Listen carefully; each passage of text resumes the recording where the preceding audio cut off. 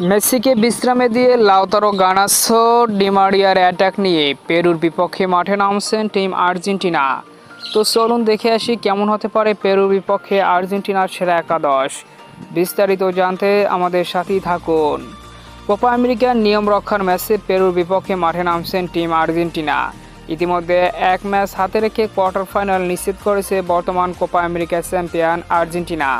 তাই পেরুর বিপক্ষে মাঠে নামছেন টিম আর্জেন্টিনা গ্রুপ এ থেকে, যেখানে তাদের একাদশে আসছে বেশ কয়েকটি পরিবর্তন। গোলবারে সুযোগ পাবে ফ্রাঙ্কো আরমানি, দু সেন্টার ব্যাগে পরিবর্তন, যেখানে জার্মান পেজেল্লা এবং ওতামেন্ডি থাকবে। রাইট ব্যাগে গঞ্জালো মন্টিয়েল আর লেফট ব্যাগে তাগলিয়াফিকো। মধ্যমাঠে এজুকেল পালাসিওস, লো সেলসো এবং এনজো ফার্নান্দেস।